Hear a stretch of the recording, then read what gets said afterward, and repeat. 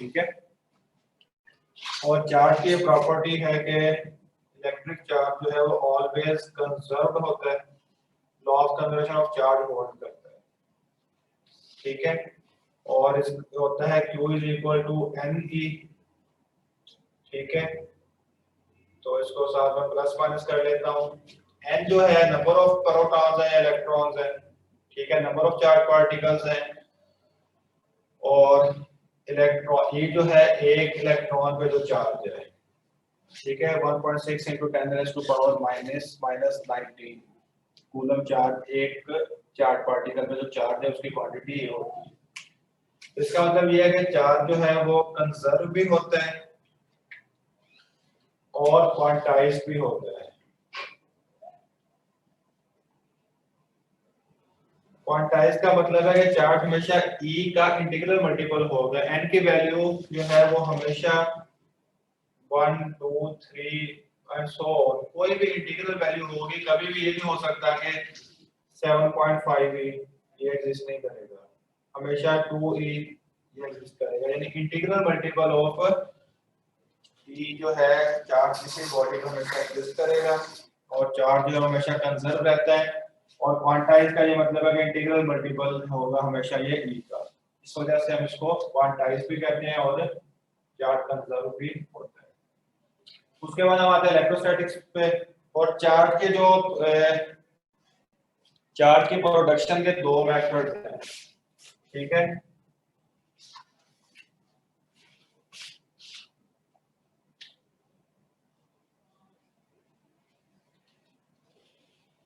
Charge को produce कैसे किया जा सकता है। पहला प्रोसेस है बाय रबिंग। मैं अपने हाथ में से ऐसा रब करता हूं ना तो मेरे हाथ में कोई ना कोई चार्ज आ जाएगा। ठीक है, यानी कि रबिंग में ट्रांसफर ऑफ चार्ज होता है। फिजिकली बॉडीज कांटेक्ट में आती है तो एक बॉडी से दूसरी बॉडी में चार्ज मूव कर जाता है। ठीक है, रबिंग में बॉडी फिजिकली कांटेक्ट में आती है। और दूसरा होता है इलेक्ट्रोस्टैटिक इंडक्शन।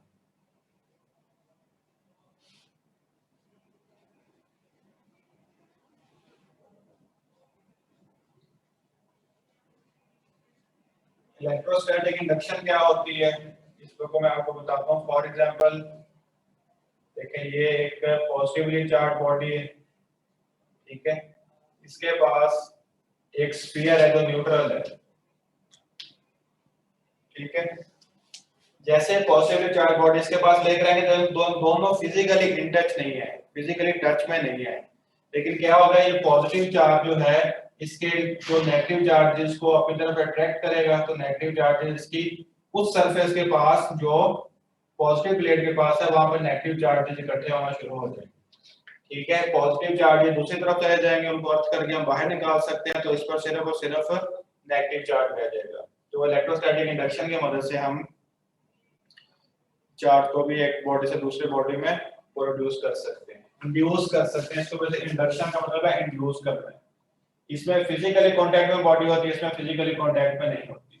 उसके बाद चार्ज की दो टाइप्स हैं, हमने पढ़ ली, पॉजिटिव और नेगेटिव चार्ज। ठीक है, चार्ज जो है वो, अब ये जो इलेक्ट्रोस्टैटिक इंडक्शन है बेसिकली क्यों होती है, चार्जेस आपस में फोर्स एक्सर्ट करते हैं। वो फोर्स अट्रैक्शन की भी हो सकती है, वो फोर्स रिपल्शन की भी हो सकती है।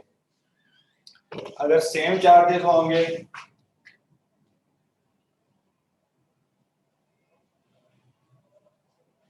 सेम चार्जेस जो है वो रिपेल करेंगे एक दूसरे को। ठीक है, पॉजिटिव पॉजिटिव हो, नेगेटिव नेगेटिव हो। और जो ऑपोजिट चार्जेस हैं वो हमेशा अट्रैक्ट करेंगे। ठीक है, और इनकी रिपल्शन और अट्रैक्शन बेसिकली फोर्स की वजह से होती है। ठीक है, उस फोर्स को सबसे पहले कूलम ने डिफाइन किया था और वो लॉ बेसिकली इस फोर्स की वजह से, फोर्स को एक्सप्लेन किया कूलम ने, तो वो लॉ बना कूलम्स लॉ।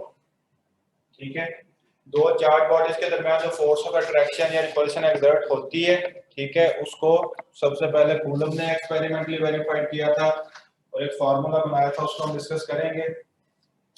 इसमें याद रखना कूलम चार्ज लॉ है पॉइंट चार्जेस पर वैलिड होता है, पॉइंट या स्टेशनरी चार्जेस।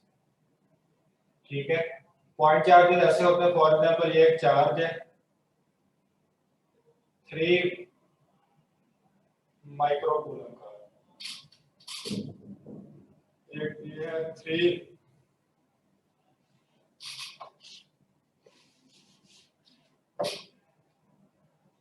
3 माइक्रोकूलम चार्ज है, ठीक है। और दूसरी बॉडी पे भी फॉर एग्जांपल 3 माइक्रोकूलम भी है, ठीक है।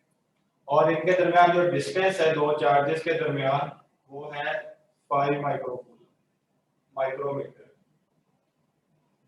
इसका मतलब है डिस्टेंस जो है इनके मैग्नीट्यूड से ज्यादा है और ऐसे इनके साइज से ज्यादा है। इसका मतलब है ऐसे चार्जेस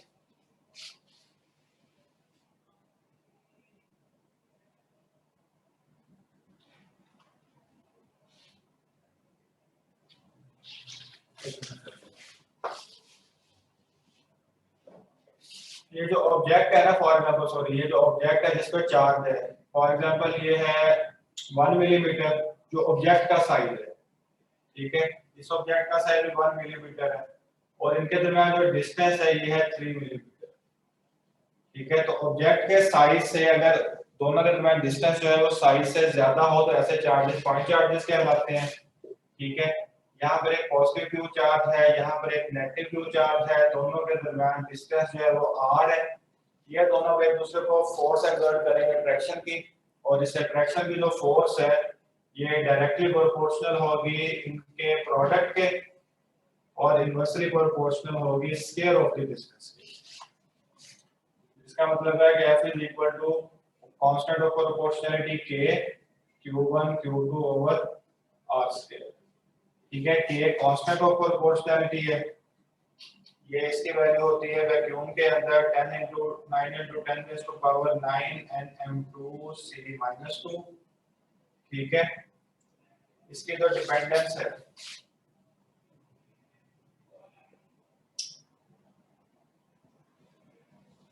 ये सिस्टम ऑफ यूनिट्स पे डिपेंड करता है, ठीक है। और तीसरी चीज है मटेरियल के नेचर पे,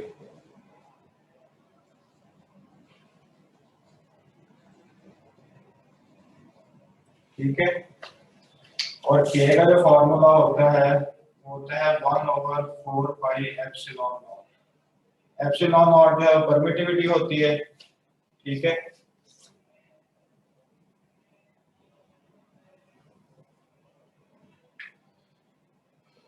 एप्सिलॉन नॉट परमिटिविटी होती है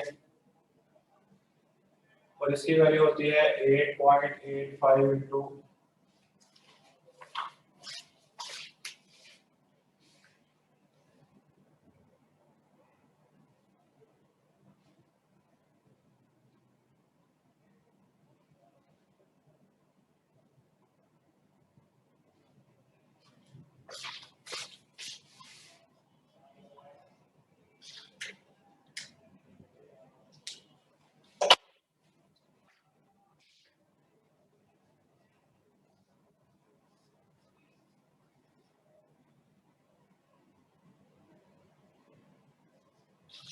ठीक है। अच्छा जी, इतना कुछ बातें हम डिस्कस करेंगे बाद में, उसके बाद हम कुछ एमसीक्यूज के सॉल्व करेंगे। और सबसे पहले ये आपने याद रखना है कि ये फार्मूला, उसके बाद कूलम फोर्स जो है ये म्यूचुअल फोर्स होती है, ठीक है। कूलम फोर्स एक म्यूचुअल फोर्स है। म्यूचुअल फोर्स का मतलब है अगर Q1 Q2 पर एक फोर्स एक्सर्ट करेगा तो Q1 भी Q2 पर एक फोर्स एक्सर्ट, Q2 भी Q1 पर एक फोर्स एक्सर्ट करेगा। दोनों फोर्सेस इक्वल इन मैग्नीट्यूड होंगी, ऑपोजिट इन डायरेक्शन होंगी, ठीक है। ये मैं डायरेक्ट लिखूंगा F21 1 Q1 Q2 पे लगा रहा है, इसको Q1 कह रहे हैं, इसको Q2 पे कह रहे हैं।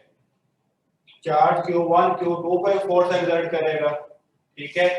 उतने ही मैग्नीट्यूड की फोर्स जो है वो 1 जो 2 जो है 1 पर एक्सर्ट करेगा, ठीक है। इसको यूं पढ़ना है, ये है चार्ज 1 जो 2 पर फोर्स एक्सर्ट करेगा, ये जो चार्ज 2 जो है 1 पर फोर्स एक्सर्ट करेगा। दोनों फोर्सेस इक्वल इन मैग्नीट्यूड होंगी, ऑपोजिट इन डायरेक्शन होंगी। इसका मतलब है माइनस साइन इंडिकेट करता है दोनों फोर्सेस ऑपोजिट इन डायरेक्शन है। तो इसका मतलब है कि न्यूटन थर्ड लॉ जो यहां पर होल्ड कर रहा है।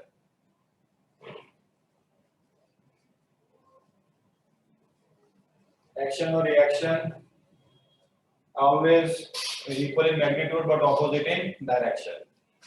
ठीक है, उसके बाद इफेक्ट ऑफ मीडियम है।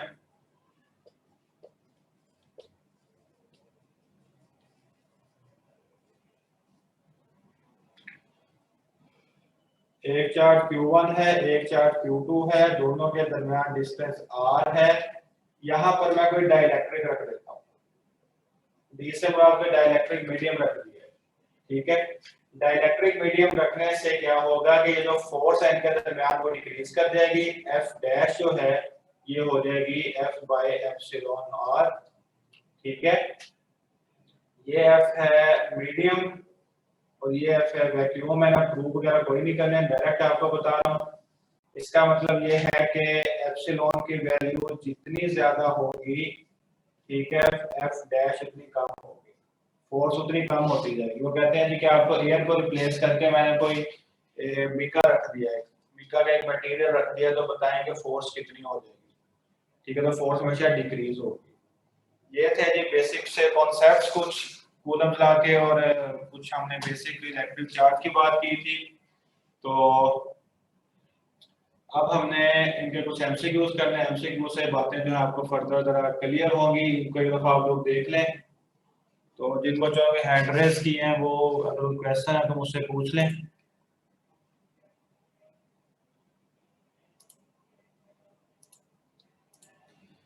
जी स्टूडेंट्स, कोई क्वेश्चन है किसी का? ये जो आपने 1 मिलीमीटर लिखा है चार्ज का साइज, मतलब ये साइज का मतलब क्या है? रेडियस है या डायमीटर क्या है ये? नहीं, उसका साइज, उसका मतलब उसका ओवरऑल एक साइज है। कह लें कि जो ऑब्जेक्ट है ना, इस ऑब्जेक्ट पे चार्ज है, ये उसका साइज है, उसका रेडियस कह लें। यानी कि डायमीटर वो है एरिया है बॉडी का, वो एरिया है जहां पर चार्ज जो है वो रिजाइड कर रहा है या चार्ज वहां पर मौजूद है। सर इसमें ये डिस्टेंस कम नहीं होता उसके रेडियस से?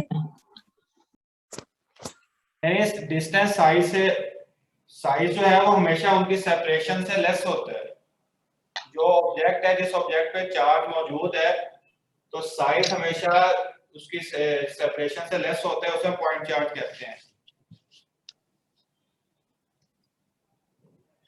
सर जी सर परमिटिविटी का मतलब क्या है सर? के मतलब परमिटिविटी में हम किस चीज को देखते हैं? वैसे मतलब परमिट करना, दो चार्जेस को परमिट करना कि वो एक दूसरे पर फोर्स ऑफ अट्रैक्शन या रिपल्शन एग्जर्ट करे, या मीडियम के पार्टिकल्स को परमिट करना कि वो इनके दरमियान फोर्स को कम करे या ज्यादा करे। सर परमिटिविटी का असल में मतलब क्या देखते हैं उसमें हम? मैं बताता हूँ, बात सुनो। जब भी दो चार्जेस रखे जाते हैं ना, एक जी चार्ज सर। दूसरे चार्ज पर फोर्स कैसे एक्सर्ट करता है? बेसिकली एक चार्ज में से इलेक्ट्रिक फील्ड लाइंस निकलती हैं। ठीक है, इस चार्ज में से इलेक्ट्रिक फील्ड लाइंस निकलेंगी, वो फील्ड लाइन जाके इस क्यू, नेगेटिव क्यू से टकराएंगी। जब फील्ड लाइन इसके साथ इंटरेक्ट करेगी, उसके अट्रैक्शन की वजह से इनके दरमियान एक फोर्स एक्सर्ट होगी। ठीक है, अगर आप इनके दरमियान कोई मीडियम रख देते हैं, हर मीडियम जो है, फॉर एग्जांपल Q1 में से 100 फील्ड लाइंस एमिट हुई हैं। ठीक है, अगर तो एयर है, तो एयर है या वैक्यूम है, तो 100 की 100 फील्ड लाइंस जो है वो जाके इस पर फोर्स एक्सर्ट करेंगी। जी। लेकिन अगर फोर्स, फॉर एग्जांपल कोई हम कोई मटेरियल रख देते हैं, वो मटेरियल जो है एक certain amount of field lines को ना ब्लॉक करेगा। ठीक है, कुछ को पास होने देगा। जिन फील्ड लाइंस को वो ब्लॉक करेगा, फॉर एग्जांपल 100 में से मैं कहता हूं कि 75 को ब्लॉक कर लेता है, तो इसका मतलब है 25 फील्ड लाइंस आगे जाके उस पर फोर्स एक्सर्ट करेंगी। तो जितनी फील्ड लाइंस को वो ब्लॉक करता है या गुजरने देता है, वो उसकी परमिटिविटी कहलाती है।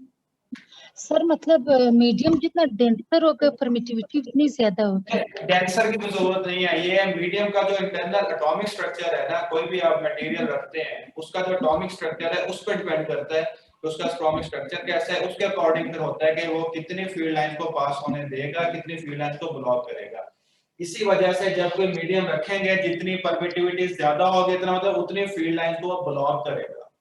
ठीक है, परमिटिविटी वैसे परमिट करना होता है, लेकिन यहाँ कॉन्सेप्ट आता है ब्लॉकेज का। जितनी परमिटिविटी ज्यादा, उतनी वो ब्लॉकेज ज्यादा करेगा, फील्ड लाइंस कम होगी, फोर्स कम होगी। ये कॉन्सेप्ट है। ये भी तो कह सकते हैं मतलब कि मीडियम का अपने पार्टिकल को परमिट करना कि वो फोर्स को कम करे, दो चार्जेस के दरमियान ना। पार्टिकल्स को परमिट नहीं करता। मतलब अपने मीडियम का मीडियम जो की बात एटम है ना, करते मीडियम का जो एटम है ना, वो फील्ड लाइंस को परमिट नहीं करते कि आप आगे जाएं। आप ऐसे कह सकते हैं। ठीक है सर। बात समझ आ गई? जी सर। ठीक है। सर बुक के साइड पे जो टेबल बना हुआ है इसमें 14 वैल्यूज हैं सर, हम कितनी याद करेंगे? बच्चे आप इसमें से कोशिश करें, मेरा तो ख्याल सारी कर लें, ठीक है ना, क्योंकि एंट्री टेस्ट में एक एमसीक्यू इसमें तो इस तरह का कोई दे सकते हैं। वो आपसे ये पूछ सकते हैं कि अगर हम एयर को मीका से रिप्लेस कर दें तो फोर्स जो है वो क्या होगी, ठीक है। मीका की एप्सिलॉन परमिटिविटी ज्यादा है तो फोर्स कम हो जाएगी। एक तो ये सर है कि 3 आप वैल्यू से को याद करें। 7.5 है सर, फिर वैल्यू कौन सी हम पुट करेंगे? नहीं, वो इस तरह नहीं आपसे पूछेंगे। अगर आपको वो बताएंगे तो आपको वो वैल्यू साथ गिवन होगी, अगर वो आपसे एमसीक्यू पूछते हैं, ठीक है। एक तो तरीका का ये है कि आप ओवरऑल वैल्यूज याद करें। ये एक ना कह लेंगे मतलब सिक्योर पॉइंट ऑफ व्यू से मैं आपको कह रहा हूँ। दूसरी बात ये है कि जो सबसे मैक्सिमम वैल्यू और सबसे मिनिमम वैल्यू और जो वैल्यूज अगर आपस में इक्वल हो, इन तीनों को लाजमी याद करें, ठीक है। या सारी याद करें या मैक्सिमम मिनिमम, और अगर कोई वैल्यू इक्वल है उनको याद कर लें। और बच्चे वो परमिटिविटी की समझ आ गई आपको? होती क्या परमिटिविटी? सर यहाँ पे आपने लिखा है कि charge is produced by, sir क्या हम चार्ज को प्रोड्यूस कर सकते हैं? सर इंड्यूस करवा सकते हैं ना? जनरेट, उसको क्रिएट नहीं कर सकते। प्रोड्यूस का मतलब ये है, नहीं, क्रिएट, प्रोड्यूस, जनरेट, इन तीन चीजों में डिफरेंस है, ठीक है ना। प्रोड्यूस मैंने इस वर्ड में कहा है कि अगर एक बॉडी पे चार्ज नहीं है, उस बॉडी पे चार्ज को लेकर आना, ये प्रोडक्शन है। यानी कि एक चीज पहले से मौजूद है, उसको हमने लेकर आना, वो होती है प्रोडक्शन। क्या सर इंडक्शन होगी ना, वो तो इंड्यूस करवा रहे हैं हम चार्ज के एक बॉडी से दूसरी बॉडी में ट्रांसफर करवा रहे हैं। नहीं, इंडक्शन एक और चीज है। इंडक्शन ये वाली इलेक्ट्रोस्टैटिक इंडक्शन है, ठीक है। रबिंग में आप दो बॉडी को फिजिकल इंडक्ट करते हैं, एक बॉडी पे कोई चार्ज नहीं, एक बॉडी पे चार्ज नेगेटिव है, आप इस तरह रब करते हैं तो उसके जो नेगेटिव चार्ज है उस तरफ चले जाएंगे, ठीक है ना। प्रोडक्शन का मतलब है एक चीज पहले से मौजूद है, हमने उसको अपने इस्तेमाल में लेकर आना है। क्रिएट का मतलब, आप जब भी law of conservation of charge पढ़ेंगे वो कहता है charge can neither be created nor destroyed. Create का मतलब है एक चीज पहले है ही नहीं, आप एक चीज को अजल से अबद में लेकर आना है, अदम से वजूद में लेकर आना है। एक चीज पहले है ही नहीं कहीं, ठीक है, उसको आपने एग्जिस्टेंस में लेकर आना है, वो क्रिएट होता है। प्रोडक्शन सर इसका मतलब हम कह सकते हैं कि हम एनर्जी को भी प्रोड्यूस कर सकते हैं। सर एनर्जी में भी क्रिएट कर सकते हैं। आप देखें, एनर्जी का जो प्रोडक्शन सिस्टम है जिसमें ये थर्मियम एनर्जी वगैरह मिलती है, क्या करते हैं प्रोडक्शन सिस्टम इसको कहते हैं ना, कि टरबाइनें चलती हैं, एक एनर्जी की फॉर्म, पानी आ रहा है, फॉर एग्जांपल डैम की मैं बात करता हूँ, पानी आ रहा है, पोटेंशियल एनर्जी है, जाके डैम पे गिरेगा, टरबाइन घूमेगी, काइनेटिक एनर्जी होगी, आगे कॉइल मूव करेगी, वो तो कन्वर्जन ऑफ एनर्जी होता है। हाँ जी, ठीक है ना।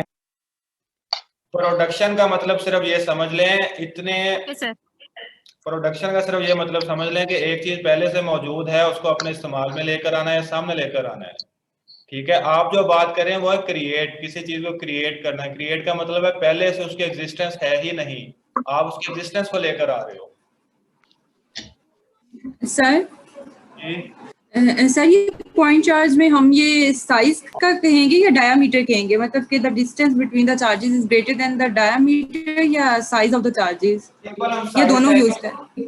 कोई भी यूज कर सकते हैं, लेकिन असल में जो ऑब्जेक्ट है ना, जिस बॉडी पे चार्ज मौजूद है, ठीक है, उस बॉडी का साइज होता है। क्योंकि अगर आप इलेक्ट्रोस्टैटिक्स की बात करते हो तो चार्ज हमेशा कंडक्टर की सरफेस पे होता है, ठीक है ना। तो कंडक्टर की सारी सरफेस पे मौजूद होता है, तो कंडक्टर का ओवरऑल साइज आएगा, कंडक्टर का साइज क्या है, ठीक है। और सर ये जो हम बाय रबिंग, सर ये जो हम bye rubbing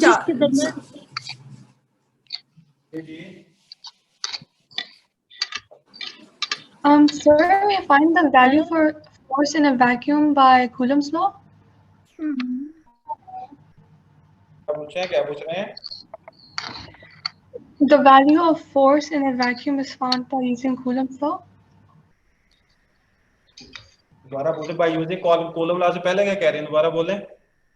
No, the value of force in a vacuum in the dielectric equation. Force, value of force in vacuum. Yeah, that's found by Coulomb's law. Yes, अगर दो charge मौजूद हैं, if there are two type of charges, maybe single two charges, isolated charges or two charge bodies, then the force between them, magnitude of force between them is explained by or is determined by Coulomb's law. Either Can we put that value in this equation? yes, We put that value in this equation for the yes, dielectric. bilkul. That value of k 9 into 10 raised to power 9. If you have value of charge and distance between the charges, then you put all this value in this formula and you will find the magnitude of the force. कुछ MCQ हम करते हैं, उन MCQ से further आपको बातें कुछ जो हम कवर हो जाएंगी, क्लियर हो जाएंगी। सर सर ये नेचर ऑफ मटेरियल कैसे सर आप सुन रहे हैं मुझे? जी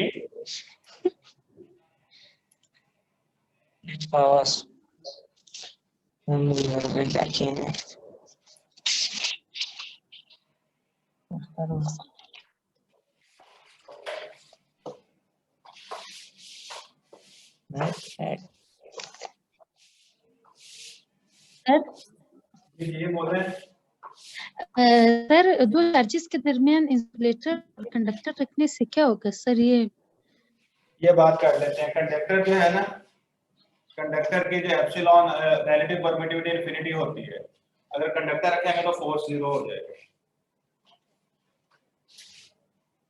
ठीक है,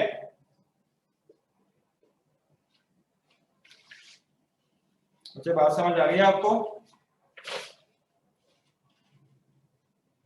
अच्छा, ये कुछ चीजें मैं बिल्कुल बेसिक से आपको बताऊंगा।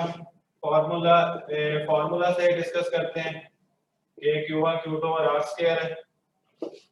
स्टेप 1 है, पहला पॉइंट है, कुछ पॉइंट्स है जो आपको एमसीक्यू में पूछे जा सकते हैं।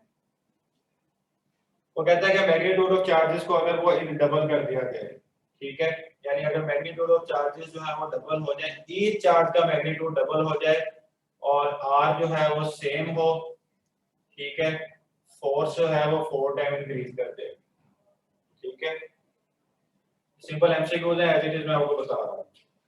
अगर चार्जेस जो है वो सेम है, ठीक है, आप डिस्टेंस को आप डिक्रीज करते हैं, ठीक है। अच्छा, जो फ्रेश बचे हैं वो ये चीज याद रखें, जब ये r डिक्रीजेस बाय 2 आएगा ना, तो आपने यहाँ पे लिखना है r बाय 2। ये डिक्रीज, जब भी डिक्रीज का वर्ड आएगा आपने r बाय 2 लिखना है, क्योंकि ये चीजें बिल्कुल बेसिक है, इसलिए मैं आप लोगों को बता रहा हूँ। जो फ्रेश स्टूडेंट्स हैं कई दफा इस तरह की मिस्टेक्स कर जाते हैं कि उन्हें ये नहीं पता होता यहाँ पे 2r लिखना है या r बाय 2 लिखना है, तो इसलिए मैं कह रहा हूँ जब डिक्रीज का वर्ड आएगा तो r बाय 2 लिखेंगे। इस केस में भी आपकी फोर्स जो है वो 4 टाइम हो जाएगी। ठीक है, इसका मतलब है चार्ज को इंक्रीज करें, डिस्टेंस को डिक्रीज करें या डिस्टेंस को इंक्रीज करें, आपकी फोर्स जो है वो चेंज होगी। अच्छा, एक थर्ड केस है, एक हमारे पास चार्ज है 5 कूलम, लेट्स सपोज, ठीक है, इनके दरमियान डिस्टेंस है 1 मीटर का और एक तरफ चार्ज है -2 कूलम। ठीक है, मैं ये कहता हूं कि मैंने इसमें +2 कूलम चार्ज जो है वो ऐड किया है। ठीक है, +2 कूलम चार्ज मैंने ऐड किया, वर्ड मैंने ऐड का यूज किया है। ठीक है, देन फोर्स बताना क्या होगी। अगर ऐड का वर्ड आ जाता है ना, तो आपने इसमें भी ऐड किया +2 कूलम, ठीक है, ये हो जाएगा 7 कूलम, और जब आप इसमें आप +2 कूलम करेंगे तो ये हो जाएगा 0। ठीक है, इसका नेट चार्ज जो है वो 0 होगा, एक दूसरे के इफेक्ट को कैंसिल कर देंगे, तो इसका मतलब है इस केस में आपके पास फोर्स है वो भी 0 हो जाएगा। ठीक है, जब तक दो बॉडीज के दरमियान चार्ज रहेगा फोर्स एक्सर्ट होती रहेगी, और जैसे ही चार्ज 0 होगा फोर्स जो है वो 0 हो जाएगी। या ऐसे कह लें कि एक प्रोटॉन और न्यूट्रॉन के दरमियान कोई फोर्स नहीं होती, इस वजह से कि एक चार्ज बॉडी है और एक न्यूट्रल बॉडी। ठीक है, तो ये कुछ कौन से पॉइंट्स मैंने आपके साथ डिस्कस किए। उसके बाद एक एमसीक्यू है,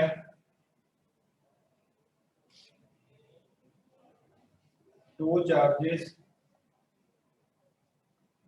of 1 nanocoulomb and 4 nanocoulomb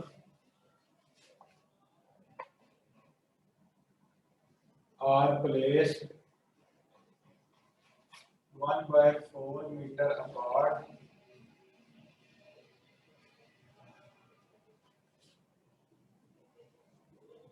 ratio of forces experienced by both charges.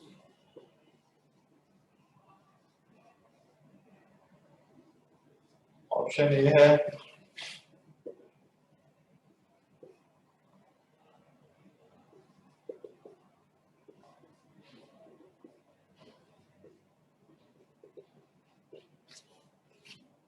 अगर इस तरह का कोई क्वेश्चन आ जाए, ये भी मैं ही आपको सॉल्व करवाऊंगा, ठीक है। इसके बाद एक एमसीक्यू दूंगा आप लोगों को खुद सॉल्व करने के लिए।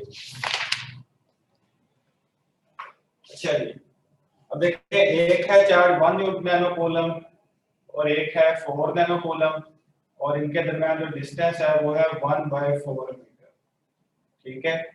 सबसे पहले हम फाइंड करेंगे, ये इसको आप Q1 कह लें, इसको Q2 कह लें। सबसे पहले फाइंड करेंगे 2-1, ठीक है। फिर हम फाइंड करते हैं 1-2, फिर इन दोनों को डिवाइड करेंगे F21 डिवाइडेड बाय F12, ठीक है। फिर हम इसका आंसर निकालेंगे क्या होता है। एक तरीका का तो इसका ये वाला है। दूसरा तरीका जो एक सिंपल कॉन्सेप्ट है कि दोनों फोर्सेस जो हैं, हमने ये पढ़ा है, दोनों फोर्सेस इक्वली मैग्नीट्यूड होती हैं। मैं सिर्फ मैग्नीट्यूड की बात कर रहा हूँ, ठीक है। दोनों फोर्सेस अगर इक्वली मैग्नीट्यूड होंगी, इसका मतलब है Q1 जितने फोर्स Q2 पे लगा रहा है, प्रोडक्ट होगा 4 मल्टीप्लाई बाय 1 और 1 मल्टीप्लाई बाय 4। इसी तरह Q2 भी Q1 पर एक फोर्स एक्सर्ट करेगा, ठीक है, वो होगी 4 मल्टीप्लाई बाय 1। तो दोनों का मैग्नीट्यूड इक्वल होगा, ठीक है। इसका मतलब है कि दोनों फोर्सेस एक दूसरे के इफेक्ट को कैंसिल करेंगे और आंसर आपका 1/1 आएगा। हमेशा याद रखना है कूलम फोर्स में अगर आपने रेशो फाइंड करनी है ना, दो चार्जेस के दरमियान जो फोर्सेस एक्सर्ट हो रही हैं, तो रेशो हमेशा 1/1 आएगी, क्योंकि म्यूचुअल फोर्स है, हर चार्ज पार्टिकल दूसरे पर या दूसरा पहले पर सेम फोर्स जो है वो एक्सर्ट करता है, ठीक है। इस तरह का भी कॉन्सेप्ट आपसे पूछा जा सकता है।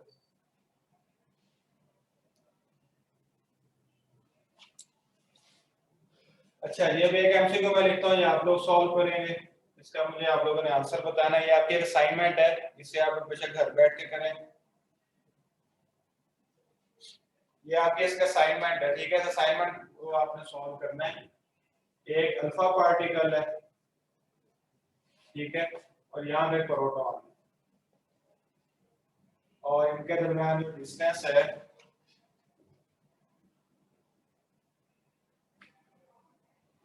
ट्वेंटी माइक्रोकूलम, ठीक है। पहले तो आपने इन दोनों के दरमियान फोर्स फाइंड करनी है, force between alpha and proton, ठीक है। इसका पहला पार्ट ये होगा। अच्छा, अब सेकंड पार्ट क्या होगा। एक अल्फा पार्टिकल है, ठीक है, एक ये 20 माइक्रोकूलम, एक प्रोटॉन है। इनके बिल्कुल सेंटर पे मैंने एक इलेक्ट्रॉन को रख दिया, ठीक है। अब सेंटर पे इलेक्ट्रॉन को रखा है। अब आपने बताना है नेट फोर्स ऑन इलेक्ट्रॉन क्या होगी। नेट फोर्स का आपने मैग्नीट्यूड भी बताना है और उसकी डायरेक्शन भी बताना है। ये जो इलेक्ट्रॉन पे नेट फोर्स लग रही है उसका मैग्नीट्यूड क्या होगा और उसकी डायरेक्शन क्या होगी। ये आपकी असाइनमेंट है, इसको आप लोगों ने मुझे कल तक सॉल्व करके बताना है कि इसका क्या आंसर होगा।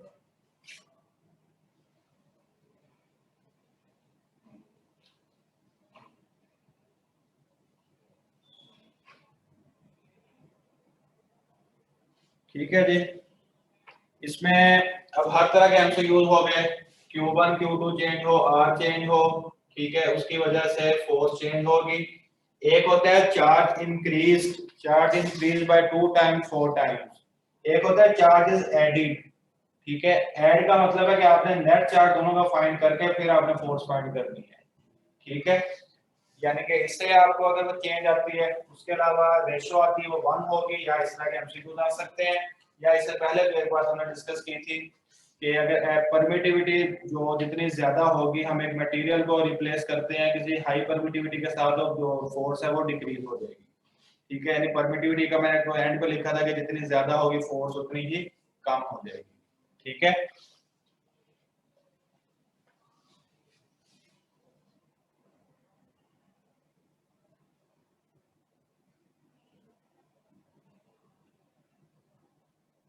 उसके बाद बाकी जो बेसिक पॉइंट्स है वो सारे इंशाल्लाह इसमें क्लियर है। ये है, बाकी आप कीट्स की बुक से या एलएमएस पे जब न्यूमेरिकल डिफरेंट टाइप्स के होंगे उनको सॉल्व करेंगे तो वो आपकी प्रैक्टिस होगी। ठीक है जी, 2 मिनट है सिर्फ, 2 मिनट में किसी ने कोई क्वेश्चन इनमें से पूछना तो मुझसे पूछ लें, फिर मैं अगला टॉपिक शुरू करना है इलेक्ट्रिक फील्ड वाला। जी कोई क्वेश्चन किसी का कोई क्वेश्चन है? सर ये जो आपने टेबल में डिस्टेंस लास्ट 20 वैल्यूज दी हुई माइक्रोकूलम है। लिखा है ये सर, ये जो डिस्टेंस है 20 माइक्रोकूलम लिखा है, 20 माइक्रोमीटर आएगा या 20 मीटर है? माइक्रोमीटर किधर है? ओ यार कौन सी मीटर है, गलती से लिखा है। सारी बात है, डिस्टेंस ऊपर का भी मीटर होता है, कई दफा वो लिखने में गलती हो जाती है, सॉरी। सर जो डिस्टिल्ड वाटर की वैल्यू दी हुई है वो 78.5 है सर। अगर यहाँ पे डिस्टिल्ड वाटर ना हो सर, फिर चेंज हो जाएगी वैल्यू। हाँ जी, वैल्यू चेंज हो जाएगी। ये जितने भी वैल्यूज हैं इनका एक्सपेरिमेंटली वैल्यू फाइंड किया जाता है, तो आप ये वैल्यूज एज इट इज याद रखें। ठीक है, मेरे सर ख्याल सिर्फ सबसे डिस्टिल्ड वाटर की दी हुई है, बाकी हाँ नहीं जी दी हुई। ठीक है, आप उसको याद रखें। मेरा ख्याल मैक्सिमम भी ये होगी 78.5। Yes sir.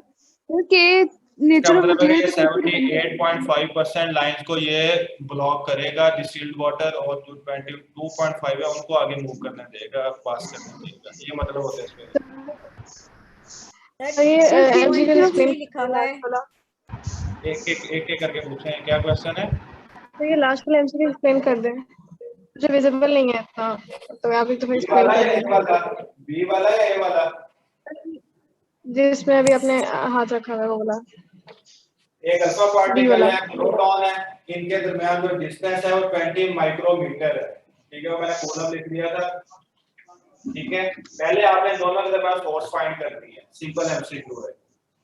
दूसरा ये है कि अगर इन दोनों के बिल्कुल सेंटर में मैं एक इलेक्ट्रॉन रख देता हूं, ठीक है, अब आपने बताना है इस इलेक्ट्रॉन पे नेट फोर्स कितनी लगेगी, क्योंकि ये भी पॉजिटिव है, इसको अट्रैक्ट करेगा, ये भी पॉजिटिव अट्रैक्ट करेगा, तो इलेक्ट्रॉन पे जो नेट फोर्स है वो आपने फाइंड कर देनी है।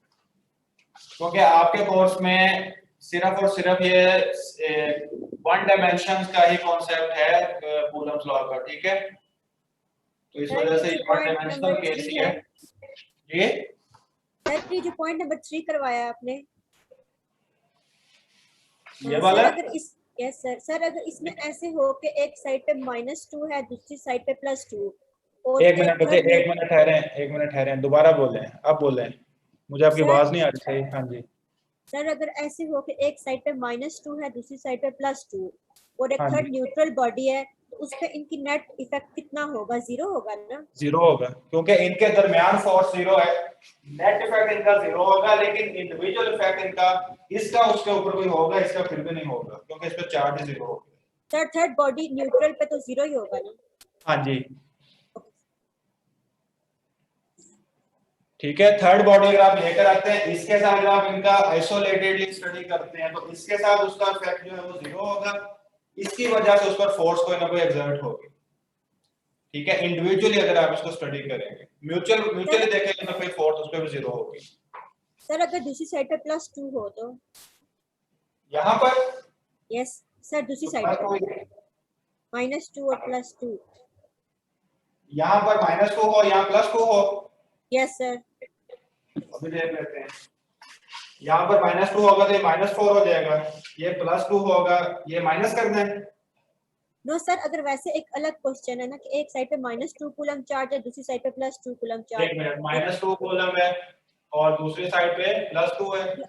यस सर, तो थर्ड एक न्यूट्रल बॉडी है, तो उस पे कितना इफेक्ट होगा इनका? 0। न्यूट्रल बॉडी है कहाँ पे? सर एक ट्रायंगल टाइप शेप बन जाएगी इनके मिड में।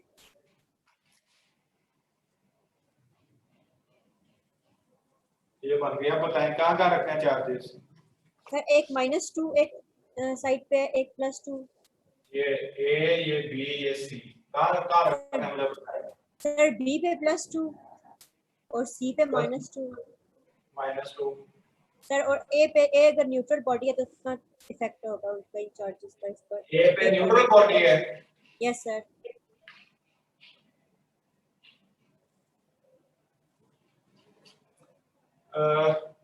सर 0 आएगा इसका answer.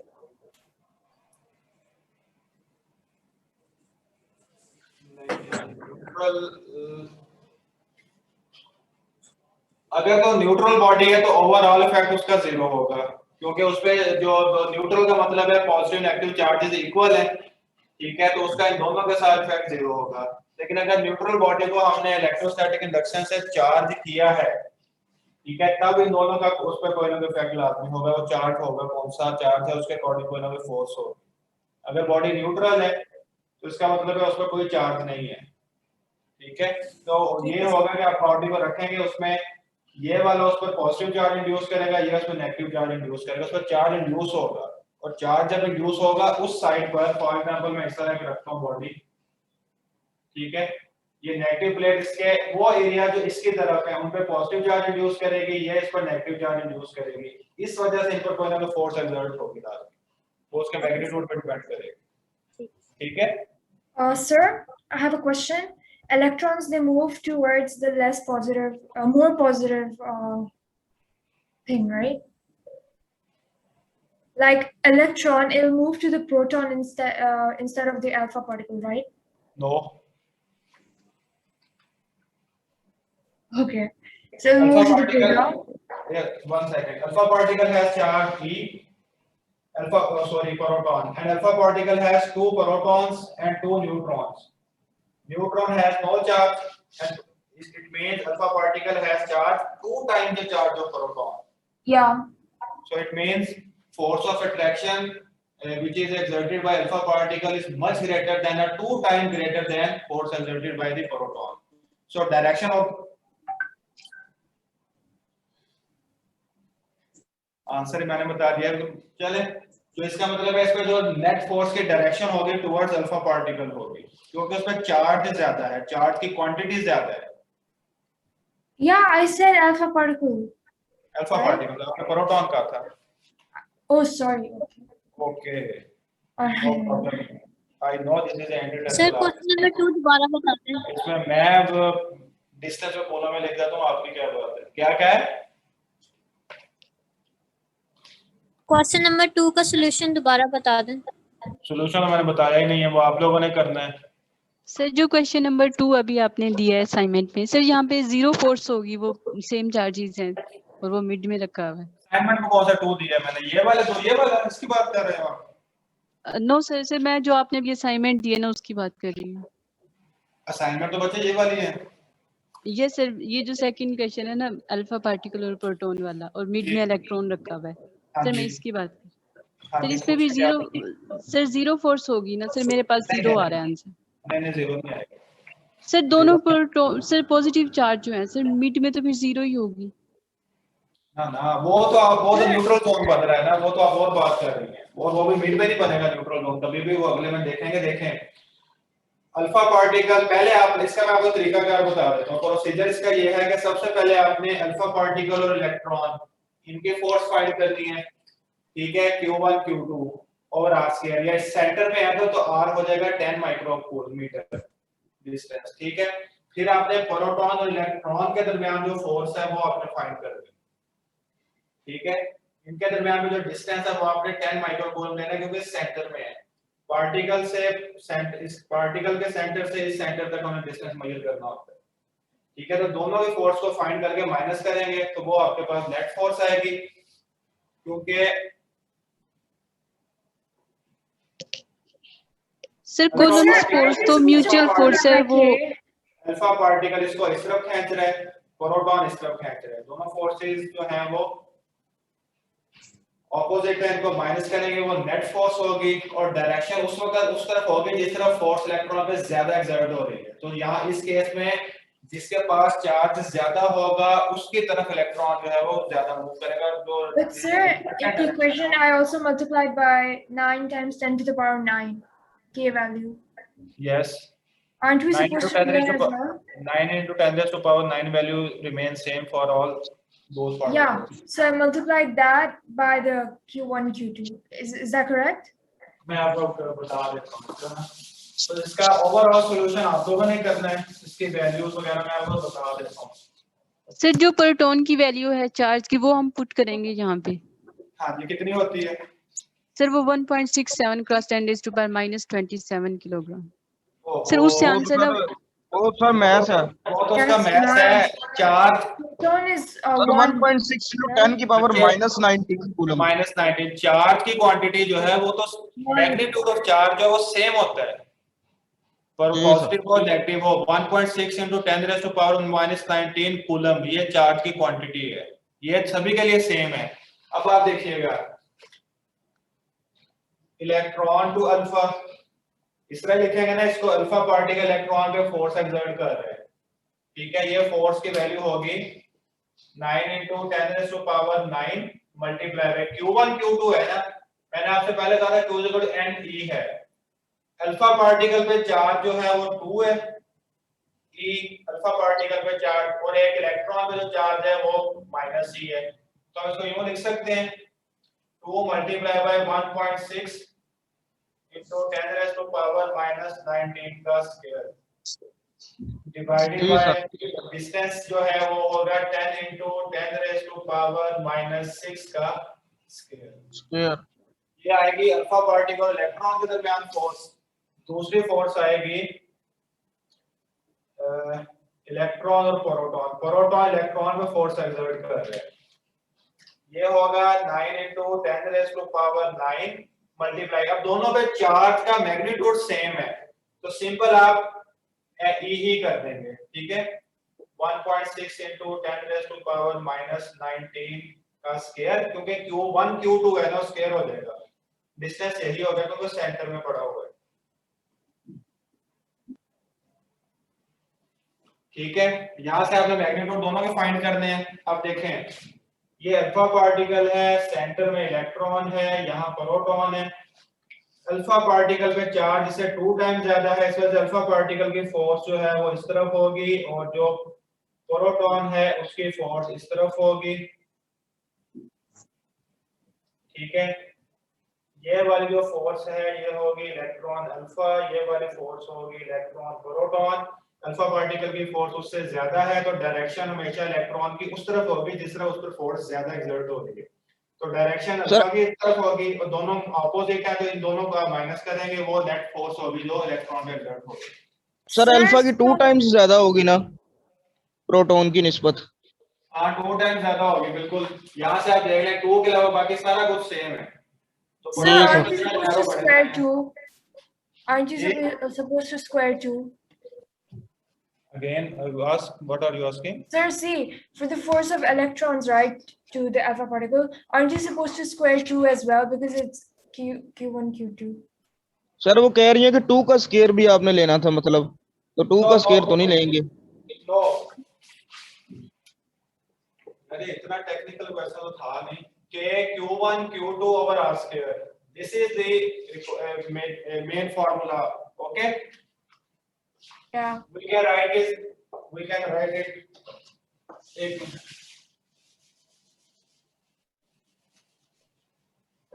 We can write it as K. Q is equal to NE. Okay, and this Q is equal to NE. This or R square. Next K for alpha particle. N is the number of charged particles. Alpha particle has charge 2 times greater than proton in magnitude. Oh, okay, yeah. So N is equal to 2E. In case of electron, value of N is 1, so it is E. Yeah. 2E square. Okay, now I got it. Yeah, thank you. Okay, is it clear? Yeah, it is. Thank you. Okay. अच्छा जी, चलें अब ये वाले अगर आपसे MCQs आप लोग कर लेते हैं ना बच्चों, तो इसका मतलब है कि ओवरऑल एमसीक्यूज आपके कूलम लॉ से रेलेवेंट जो है वो इंशाल्लाह सारे कवर हो जाएंगे, ठीक है। उसमें इंशाल्लाह आपको कोई कंफ्यूजन फर्दर नहीं होगी। और अफसोस की बात यह है कि सिर्फ एक ही टॉपिक पढ़ा गया, हालांकि मैंने तो काफी पढ़ाना था, लेकिन कोई बात नहीं, ये समझ आना चाहिए।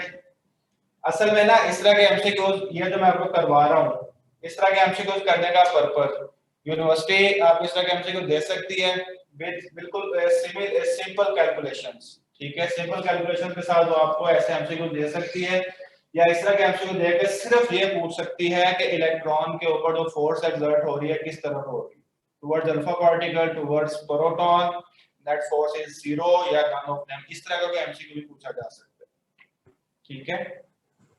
अगर यही यहाँ पर अल्फा पार्टिकल की बजाय यहाँ भी प्रोटॉन रखूं, यहाँ पर भी प्रोटॉन रखूं, यहाँ इलेक्ट्रॉन रखूं, तब बताएं नेट फोर्स क्या होगी? Sir zero. फिर जीरो, जीरो दोनों सर, तरफ से जीरो नहीं, फोर्स सिर्फ इक्वल फोर्स है, जीरो जीरो फोर्स जीरो होगी ना, नेट फोर्स जीरो होगी, नेट फोर्स नहीं, सर नेट मैंने ये फोर्स पूछना था। जी हेलो सर, आवाज आ रही है?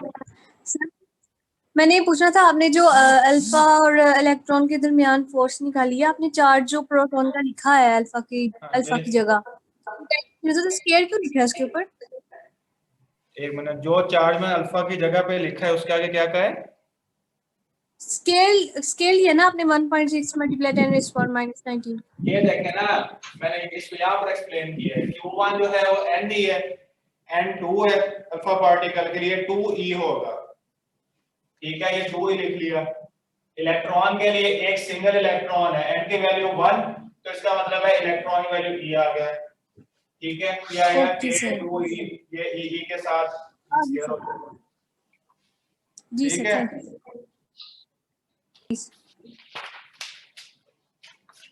चलें जी, फिलहाल आज के लिए इतना ही काफी, और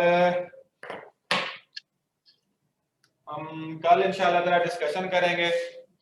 आज मैं कुछ बिजी था, उस वजह से मैंने डिस्कशन अपनी तैयार नहीं कर सका, कॉलेज में भी जरूर चल रही है, टेस्ट सीरीज चल रही है। कल इंशाल्लाह हम डिस्कशन करेंगे, और डिस्कशन के साथ एक टॉपिक लाजमी पढ़ेंगे, इलेक्ट्रिक फील्ड वाला, ठीक है, वो लाजमी पढ़ना है हमने, और इसलिए डिस्कशन करने के बाद जैसे 10-15 मिनट ही क्यों ना हो, लाजमी हमने टॉपिक पढ़ना है, ठीक है। आपने फील्ड फोर्स पढ़ाना है? ये आपने फील्ड फोर्स पढ़ाना है? फील्ड फोर्स में, हाँ जी, फील्ड फोर्स पढ़ाना है, उसमें सबसे पहले हम इलेक्ट्रिक फील्ड पढ़ेंगे। आपका जो पीएमसी के सिलेबस में ना उन्होंने लर्निंग ऑब्जेक्टिव में जो चीजें डिस्क्राइब की हैं वो पढ़ेंगे लाजमी। इलेक्ट्रिक फील्ड होती क्या है, हर सिंगल चार्ज की फील्ड, उसके बाद अगर पॉजिटिव चार्ज की फील्ड कैसी है, नेगेटिव की फील्ड कैसी है, दो पॉजिटिव चार्जेस पड़े हैं उनके दरमियान फील्ड कैसी होगी, न्यूट्रल जोन क्या होगा, मतलब काफी सारी छोटी छोटी चीजें जो हमने पढ़नी है और उनसे एमसीक्यूज बहुत बन सकते हैं। उसके साथ इलेक्ट्रिक फील्ड इंटेंसिटी है वो हम साथ लाजमी पढ़ेंगे। न्यूट्रल जोन में आपको बताऊंगा कि अगर दो सेम चार्जेस हैं तो न्यूट्रल जोन कहाँ बनता है, कैसे फाइंड करते हैं, ऑपोजिट चार्जेस हैं तो न्यूट्रल जोन कहाँ बनता है, कैसे फाइंड करते हैं, ये सब चीजें डिस्कस करेंगे कल डिस्कशन के साथ इंशाल्लाह। कोई एक टॉपिक लाजमी हमने डिस्कस करना है, ठीक है। अब हमारे पास टाइम थोड़ा है तो ये हो नहीं सकता। सर एक दो बातें ठहरेगा, मैं एक दो बातें आपको और बता दूं कि इलेक्ट्रिक चार्ज जो कंजर्व रहता है ना वो हमेशा पेयर्स की फॉर्म में कंजर्व रहता है। एक सिंगल चार्ज कंजर्व नहीं होता, पेयर ऑफ चार्जेस जो है वो हमेशा कंजर्व रहते हैं। पॉजिटिव नेगेटिव है ना, एक जगह पे खत्म होंगे दूसरी जगह पे वो किसी जगह पे ना शो हो जाएंगे। और दूसरी बात ये याद रखिएगा, चार्ज जो है वो हमेशा आइसोलेट उसे हम कर सकते हैं, पॉजिटिव चार्ज अलहदा, नेगेटिव चार्ज अलहदा। इलेक्ट्रिक चार्ज को हम आइसोलेट कर सकते हैं, ठीक है। आइसोलेट का मतलब है पॉजिटिव अलहदा, नेगेटिव अलहदा। जैसे मैग्नेटिज्म में हम देखते हैं कि नॉर्थ और साउथ है उनको हम अलहदा अलहदा नहीं कर सकते, लेकिन चार्ज अलहदा अलहदा हो सकता है, ठीक है। आइसोलेटेड चार्ज एग्जिस्ट, ये याद रखिएगा। ये पॉइंट्स हैं, इस तरह के पॉइंट्स आपसे एमसीक्यू में पूछे जा सकते हैं, इसलिए मैंने इतना कुछ बातें आपके साथ डिस्कस की हैं। जी बच्चे अब पूछें। सर पॉइंट नंबर 1 पे सर जो आपने बताया था मैग्नीट्यूड ऑफ चार्जेस अगर डबल हो जाए तो फोर्स 4 टाइम कैसे इंक्रीज होगा?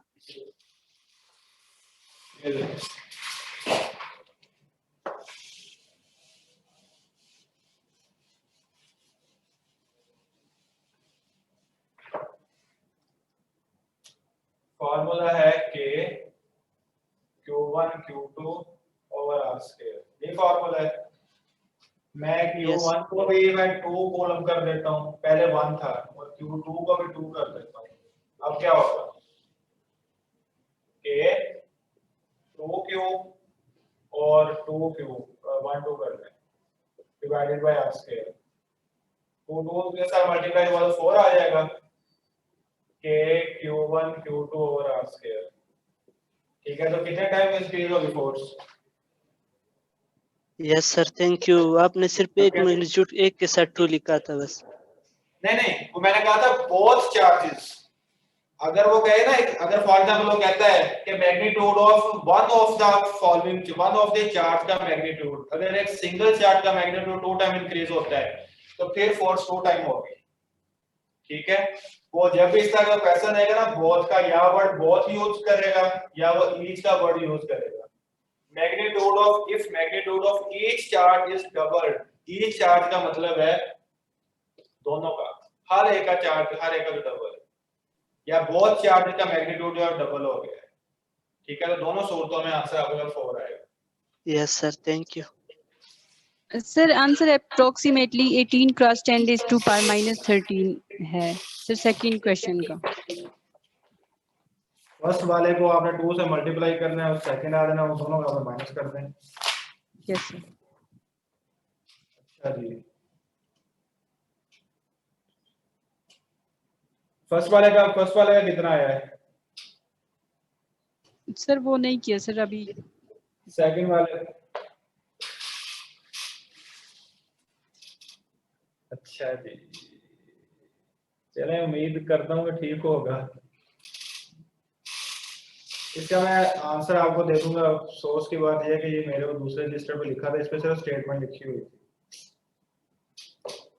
इसका मैं ना आंसर आप लोगों को कल बता दूंगा क्या है, या किसी ने अगर किया है, किसी रिपीटर ने अगर उसको सॉल्व किया तो आंसर बता दें। अल्फा पार्टिकल को जो नेट फोर्स इलेक्ट्रॉन पे, उसका क्या होगा फार्मूला ऑफ आंसर? बोले हैंड रेज करने की जरूरत नहीं, बोल दें, मैं ऑन है सर आप ये सेकंड क्वेश्चन का पूछ रहे हैं ना? जी जी, और बी पार्ट का। हाँ जी सर, हाँ जी, तो ये जो अल्फा पार्टिकल लगा रहे हैं ये 4.6 मल्टीपल 10⁻17 है, और जो प्रोटॉन एक्सर्ट कर है वो जो पावर है वही रहनी है, और जो 4.6 का हाफ हो जाना 2.3। हाँ सही है, उसका हाफ हो जाएगा 2.3। उसका मतलब है कि आपका आंसर नेट फोर्स है कि 2. हाँ जी, तो 2.3 into 10⁻⁻, माइनस कितना है? नहीं माइनस नहीं, प्लस है 17। प्लस में, ठीक है, सही है। नहीं हाँ तो ठीक है, ये 2 आएगा। तो खुद एक स्टूडेंट मुझे कह दी कि 8.1 आ रहे बच्चे, उसको आप दोबारा देख लीजिएगा। सर आप यहाँ सोल्व कर दें। हैं? सोल्व कर दें यहाँ पे सॉल्व, मुझे सॉल्व मेरे पर मैं कैसे करूंगा? सॉल्व तो आप लोग खुद करेंगे ना, वैल्यूज मैंने आपको लिख दी हैं। सर वैसे एग्जाम के अंदर इतनी पूरी कैलकुलेशन में सवाल आते हैं तो वो कहते हैं कि ये डिस्टेंस हाफ कर दी या डबल कर दिया, इस तरह के सवाल आते हैं। लेकिन आ सकते हैं, मैं आपको बताऊं, वैल्यूज होंगी सिंपल, कोई सिंपल वैल्यू हो सकती है, मतलब माइक्रो कूलम चार्ज हो और माइक्रो कूलम में ही वो डिस्टेंस हो जाए तो स्क्वायर चार्जेस के माइक्रो से कट जाएगा, इस तरह के सिंपल आ सकते हैं।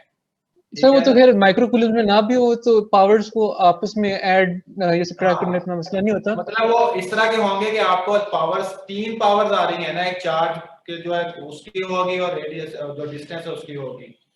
एक के की भी होगी ना पावर, 10 पावर 9 नहीं, 10⁻⁻19 स्क्वायर है ना, -38 नहीं, मैं कह रहा हूं कि जो आपकी के है 1/4 उसकी अपनी भी पावर है, उसकी अपनी भी पावर है। यानी कि जब वो आपको फार्मूला जो आपको कोई इस तरह के एमसीक्यू देंगे उसमें ना आपको कोई सिंपल सी वैल्यूज देंगे जिससे ये सारी पावर्स इजीली सॉल्व हो जाए। ठीक है सर वैसे अमूमन आता है ऐसा सवाल या तो मतलब वो दूसरी चीजों की वो टेस्ट करते हैं? नहीं, आ सकता है। आप पास पेपर पढ़ेंगे ना, उनमें मे भी एक क्वेश्चन कोई ना कोई लाजमी आया होगा, इसमें से आ भी सकता है। ठीक है, आप लोगों को इसकी प्रैक्टिस करवाने का पर्पज है कि आप लोगों को मतलब उस फार्मूला से रेलेवेंट कोई क्वेश्चन आ जाए, उस टॉपिक से रेलेवेंट कोई क्वेश्चन आ जाए, वो क्वेश्चन रहे ना, सिर्फ ये मेरा पर्पज है। ठीक है थोड़ी सर, सी रिगरस कैलकुलेशन है ना, फॉर एग्जांपल वो चार्ज कर देते हैं माइक्रो कूलम में, तो माइक्रो कूलम है तो वो -19 तो एज इट इज रह जाएगा। कूलम में अगर चार्ज है फॉर एग्जांपल, ठीक है ना, तो 10⁻⁻6 10⁻⁻6 और ऊपर से नीचे वो डिस्टेंस भी माइक्रो में कर देते हैं, ऊपर से 9 है, तो वो उनको सॉल्व करना आपके लिए बहुत इजी होगा, तो इस तरह की कैलकुलेशन आएगी। ठीक है, या आपको चार्जेस की वैल्यूज और फोर्स से कहेंगे बताएं डिस्टेंस कितना है, दोनों के दरमियान डिस्टेंस आपने फाइंड करना होगा। इस तरह के एमसीक्यू आ सकते हैं, लेकिन कैलकुलेशन बहुत लेंथी नहीं होगी। ठीक है, जैसे मैंने आपको ये एमसीक्यू बताया, ये नस्ट का एमसीक्यू है और उन्होंने सिर्फ इसमें यही पूछा हुआ है कि अल्फा पार्टिकल प्रोटॉन है, दरमियान में इलेक्ट्रॉन है, और इलेक्ट्रॉन जो है इस पर नेट फोर्स की डायरेक्शन क्या होगी। ठीक है, एक ये उसने नेट फोर्स की डायरेक्शन का पूछा था, एक वो आपके फोर्स से बियॉन्ड अलग चीज थी, उन्होंने पूछा था कि इसका जो इक्विलिब्रियम है कौन सा होगा, स्टेबल अनस्टेबल या न्यूट्रल, एक वो चीज पूछी थी। तो इसी से रेलेवेंट एमसीक्यूज थे। ठीक है, तो पीएमसी जो है वो इस चीज को फॉलो कर सकता है। ठीक है ना, सिंपल फोर्स भी पूछ सकते हैं और नेट फोर्स भी आपसे पूछ सकते हैं। मतलब मेरा सिर्फ यही है कि आप लोगों को एमसीक्यू इसलिए आपसे करवा दिए जाए कि आप लोगों का कोई उससे रेलेवेंट कोई पॉइंट रह ना जाए, मिस ना हो बस। चलें जी, ठीक है बच्चों, कल इंशाल्लाह हम सर डिस्कशन एक करेंगे। मिनट सर आंसर दोनों क्वेश्चंस के आ गए हैं सर, लेकिन 1.6 को सर जब मल्टीप्लाई कर रहे हैं सर, ये कैलकुलेशन बहुत ज्यादा लेंथी हो जाती है। वो मैंने अभी वही बात की है कि इस तरह के जो कैलकुलेशन है ना, इतने रिगरस कैलकुलेशंस आपसे पीएमसी वाले नहीं पूछते। वो आपको चार्ज अगर देते हैं ना, चार्ज आपको कोई वैल्यू देंगे, माइक्रो कूलम में दे देंगे, यानी आपने 10⁻⁻4 कूलम पुट करना होगा। ठीक है ना, इस तरह की आपको सिंपल कैलकुलेशन होगी। आपको मैं यहाँ पर रिगरस कैलकुलेशन का सिर्फ पर्पस ये है कि आप लोगों को सॉल्व करना आ जाए, आपकी प्रैक्टिस जरा थोड़ी सी ना स्ट्रिक्ट हो जाए। हार्ड प्रैक्टिस आपकी होगी तो आप सिंपल चीजों को इजीली सॉल्व कर सकेंगे। मैं सिर्फ इस वजह से 1.6 को 1 कंसीडर कर ली सर, फिर नहीं 1.6 और 1 में बहुत फर्क है जी सर। इस तरह नहीं होगा। आपको मैंने बताया चार्जेस के क्वेश्चन जो है पास पेपर पे देखें, क्वेश्चन आपको आ सकते हैं, दो चार्जेस हैं, एक है 3 कूलम, एक है 5 कूलम, उनके दरमियान डिस्टेंस है 1 सेंटीमीटर, फोर्स बताएं क्या होगी। ठीक है ना, इस तरह के क्वेश्चन वो आपसे पूछेंगे कि आप वो बड़े इजीली उनको सॉल्व कर सकेंगे। यहाँ पर कैलकुलेशन का मकसद सिर्फ ये होता है कि थोड़ी सी ना आपको हार्ड सिचुएशन दी जाए, आप उसको सॉल्व करें। बेशक कैलकुलेटर से करें, ज़हन तो चलेगा ना, आपको पता लगेगा।